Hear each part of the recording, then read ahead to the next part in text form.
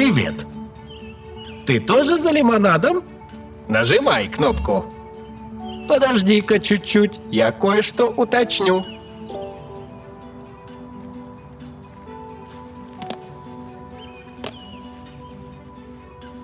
Нет, дружок, бесплатный лимонад тебе больше сегодня не полагается. Ты уже выпил 2 стакана в соседнем квартале полчаса назад. Да и вредно много сладкого. Кстати, твои родители знают, что ты гуляешь один? Стой! Ты куда? Угощайтесь нашим лимонадом. С мая этого года в общественных местах каждый день можно получить 2 стакана напитка бесплатно. Весь наш лимонад изготовлен по ГОСТу. Сироп только натуральный. В наличии 20 разновидностей. Просто скажите роботу, какой лимонад вы хотите.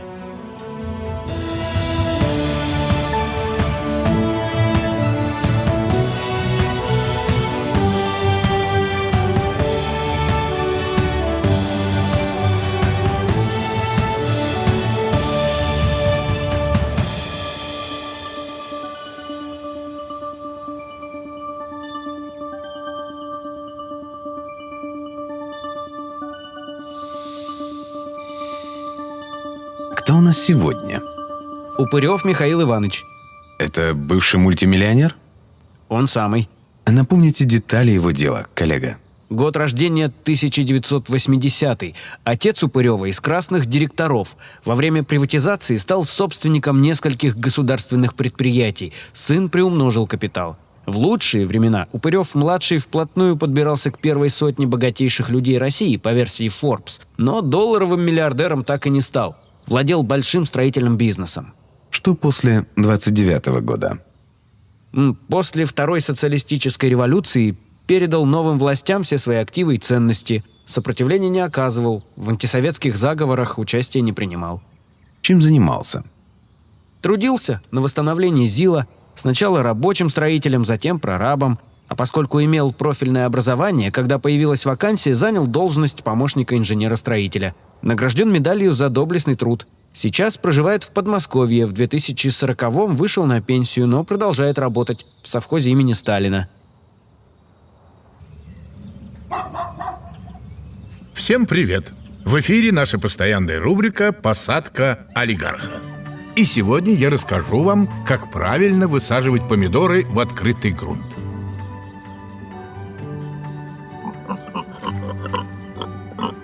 Между прочим, нас уже 200 тысяч. Спасибо за то, что подписались на канал «Блог бывшего буржуя». Даже не думал, что кому-то моя болтовня будет настолько интересна. Кстати, скоро я еду в Институт истории при Академии наук, буду давать интервью. Видеоотчет о поездке обязательно выложу. А сейчас нам придется прерваться. Посевная заканчивается, техника идет в поле.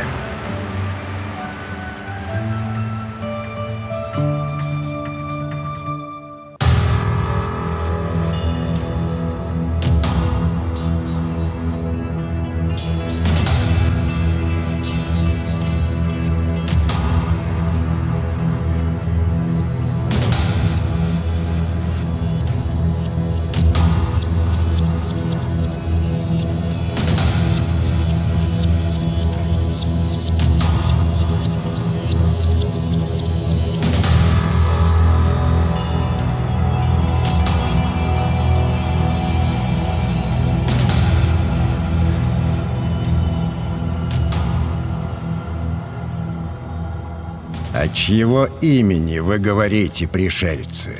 Все вы чересчур молоды. Мы люди Земли и говорим от имени нашей планеты. Я вижу, что вы люди Земли. Но кто велел вам говорить так, а не иначе? Мы не можем говорить иначе. Мы здесь частица человечества.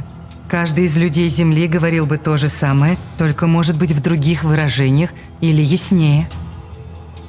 Человечество? Это что такое? Население нашей планеты. То есть народ?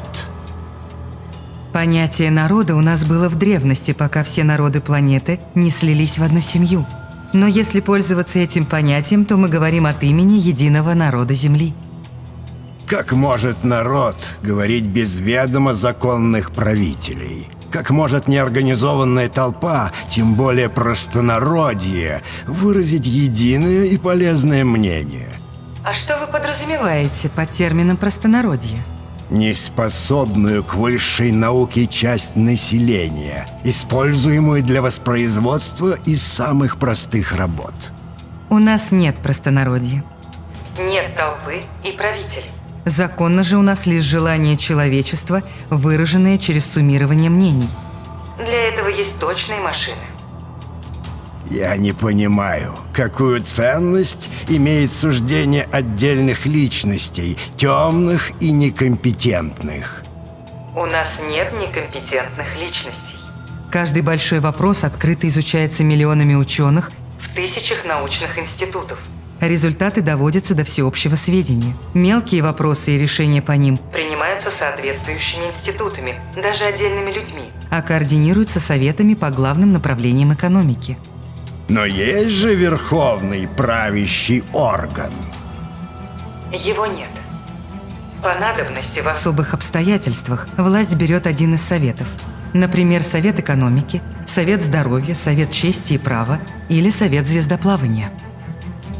Я вижу у вас опасную анархию и сомневаюсь, что общение народа Яньях с вами принесет пользу. Наша счастливая и спокойная жизнь может быть нарушена. Я отказываюсь принять звездолет. Возвращайтесь на свою планету анархии или бродяжничайте дальше в безднах Вселенной.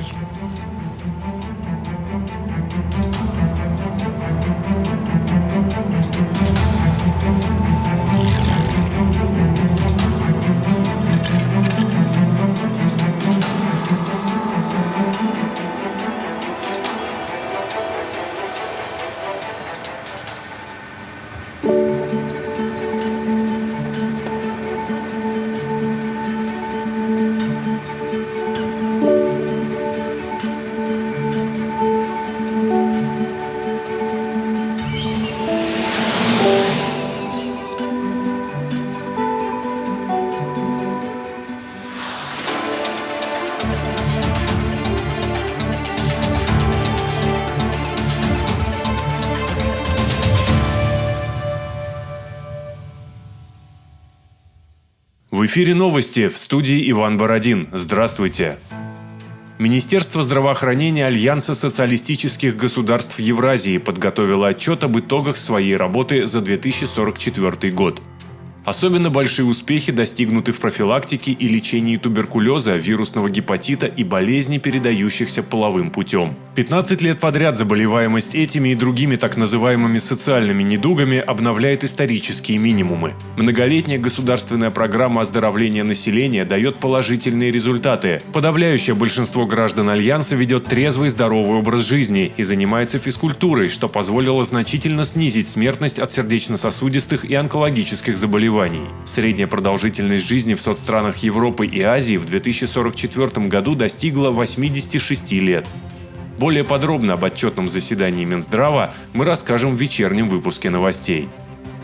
Министерство соцобеспечения сообщает о том, что почти на год раньше запланированного срока все нуждающиеся получат бионические протезы. Высокотехнологичные аппараты не только полностью возмещают функции утраченных конечностей, но и способны точно передавать в мозг сигналы любых тактильных ощущений. Испытания показали, что условные и безусловные двигательные рефлексы у обладателей таких протезов практически ничем не отличаются от рефлексов здорового человека. С опережением плана идет и обеспечение инвалидов с нарушениями опорно-двигательного аппарата новейшими экзоскелетами. Это кардинально изменило жизнь сотен тысяч людей, ранее прикованных к инвалидной коляске и к постели.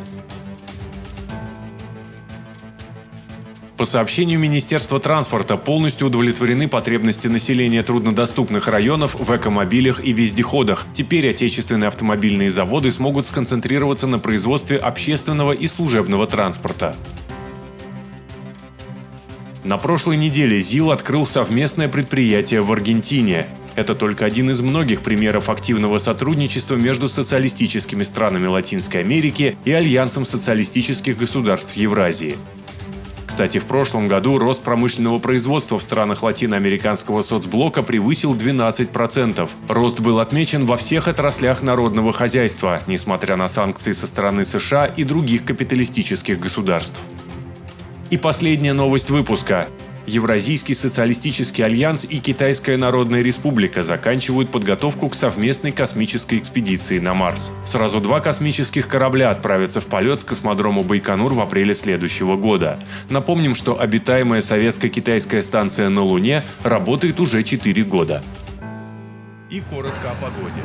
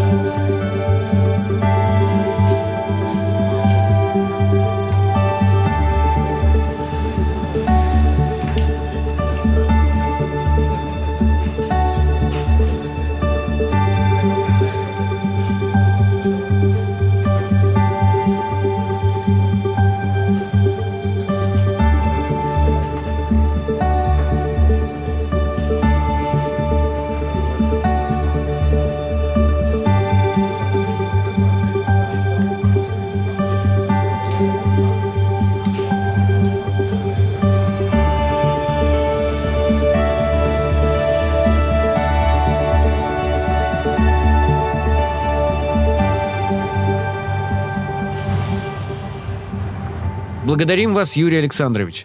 И за приглашение на вашу лекцию в Музее преступлений капитализма спасибо. Если сами не сможем прийти, то обязательно кого-нибудь из Академии отправим. Всего хорошего. До свидания.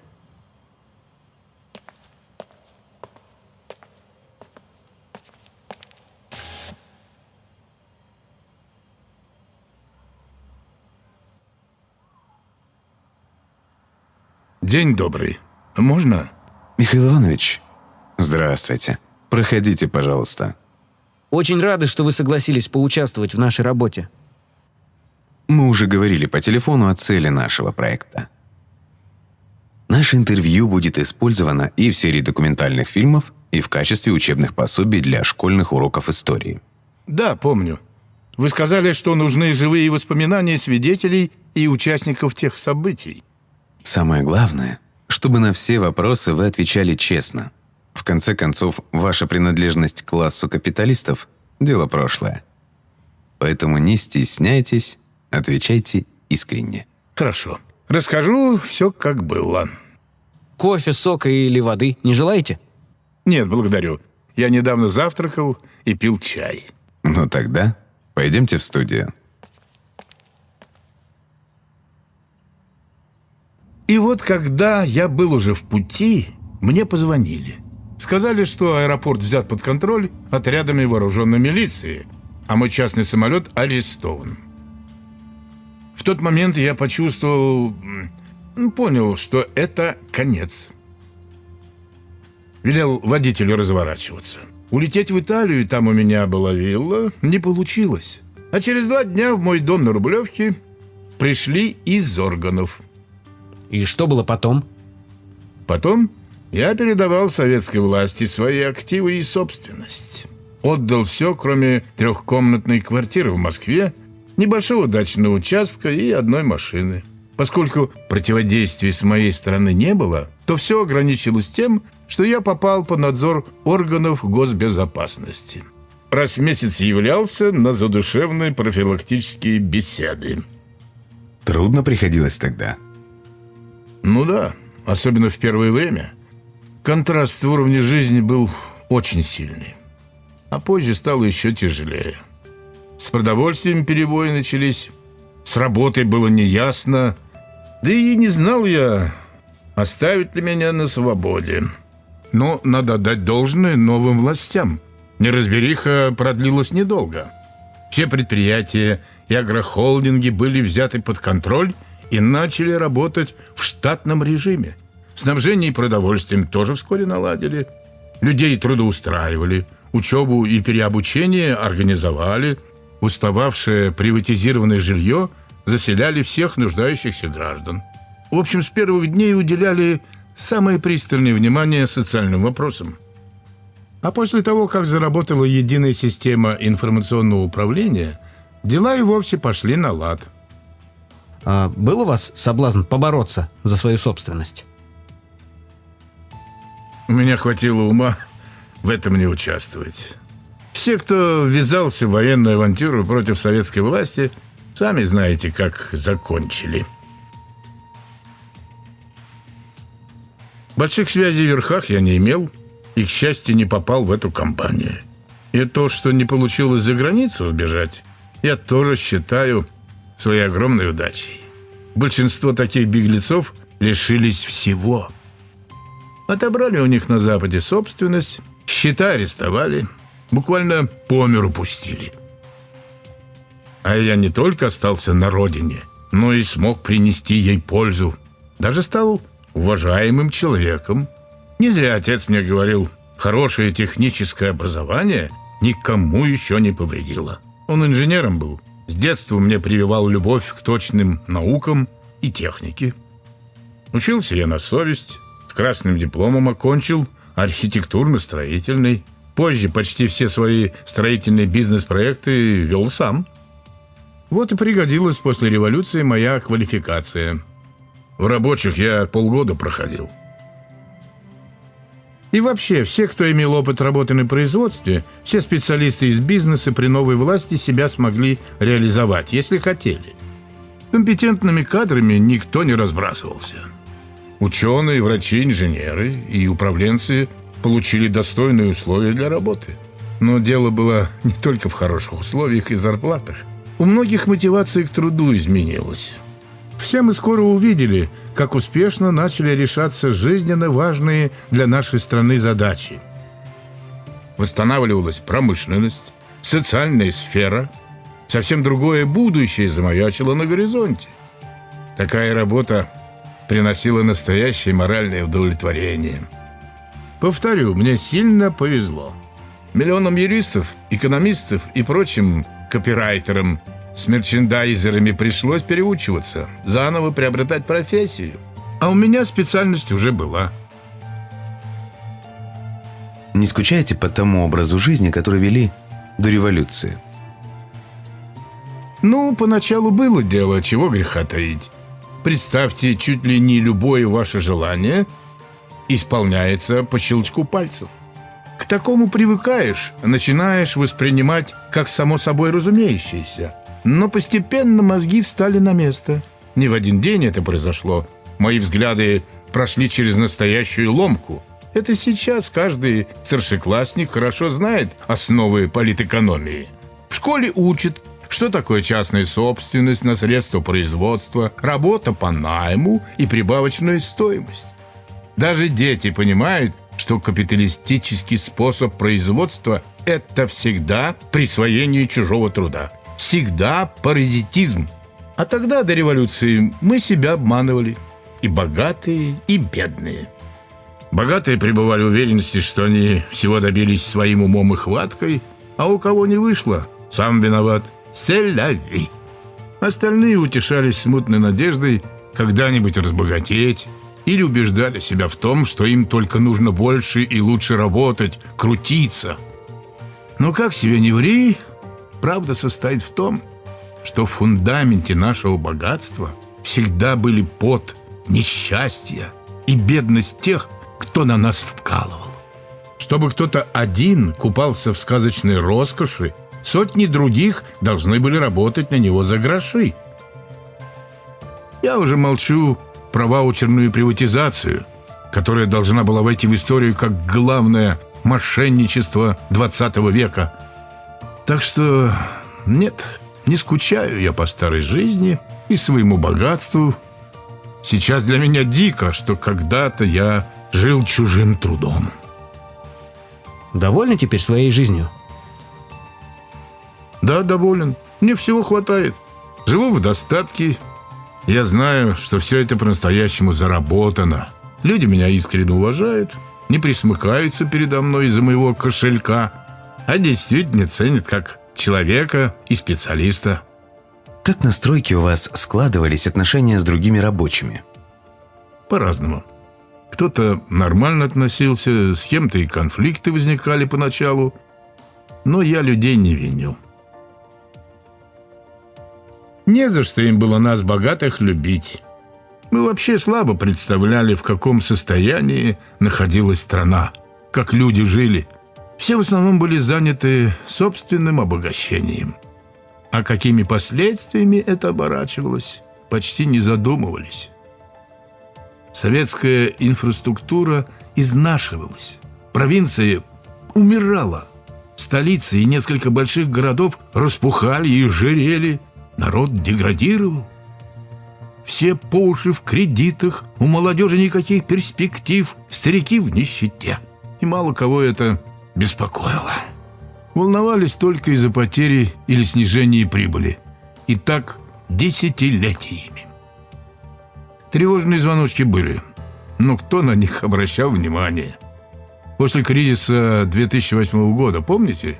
Потрындели о модернизации и забыли. Уровень жизни начал все заметнее падать. Ну что слышал народ от власти? Просто денег нет, идите в бизнес, государство ничего вам не должно.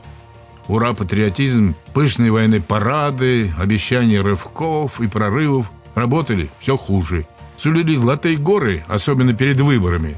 А на деле взвинчивали налоги и тарифы, вводили новые поборы, пенсионную реформу провели. Прикрывать разруху, обнищание и деградацию при падающих ценах на сырье становилось все труднее. Потом был коронакризис, а затем, как вы знаете, началась величайшая глобальная депрессия. Накрыла всех, в том числе и страны первого мира. Так что либеральными сказками про правильный капитализм кормить население уже тоже было нельзя. Кончилась вера в пресвятую, все регулирующую невидимую руку рынка. Даже я, быстро теряя доходы, в какой-то момент понял, что на этот раз легко уже не отделаться. Люди прозревали. Настроения в обществе левели, и совсем другие политические силы вышли на арену. А до большого кризиса вы совсем не думали об этом? О том, что система обречена? Не было у меня времени на подобные размышления. Поймите, это как спорт. Только вместо участия в соревнованиях ты что-то покупаешь или продаешь на бирже, следишь за котировками акций, воюешь с конкурентами или заключаешь сделки. Потом садишься в бизнес-джет и летишь в Монте-Карло, в Майами или на Мальдивы. И казалось, так будет всегда. А заботы и беды обычных людей задержки зарплаты и сокращение работников были где-то там, далеко, в другом мире. Это были проблемы, которые за меня улаживали мои менеджеры, юристы или нанятые крепкие ребята. Но сколько веревочки не виться, а конец будет. Если бы мне году так в 2007 рассказали о том, что нас ждет, я покрутил бы пальцем у виска. Однако все течет, все меняется. А в какой-то момент перемены начали происходить с такой скоростью, что мы опомниться не успели, как оказались не то что в другой стране, на другой планете. Хотя еще за несколько лет до мирового парада социалистических революций мало кто такой исход событий вообще предполагал. На заслуженный отдых не собираетесь, Михаил Иванович? Пенсию я, как и полагается по закону, уже получаю с 60 лет, но работу оставлять не хочется. В совхозе сейчас строят новую школу. Я инженер-строитель на объекте. А еще веду архитектурный кружок в местном доме творчества. Рано мне на покой. Я еще потрудиться хочу. Прошу вас отнестись к этому с пониманием. 1,5 часа материала отсняли. Спасибо, Михаил Иванович. Всегда пожалуйста. Обращайтесь. Кстати, тут наши археологи как раз в ваш совхоз летят на раскопки. Могут и вас подбросить. Не желаете? Не откажусь. Ну тогда нам уже пора на вертолетную площадку.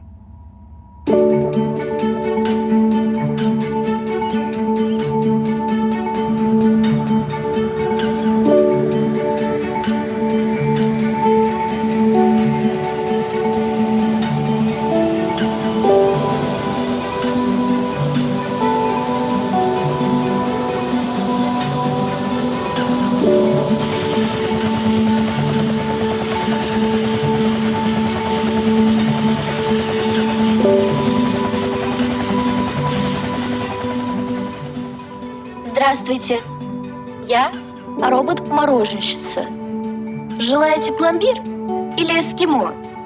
Вам одну порцию или хотите угостить друзей?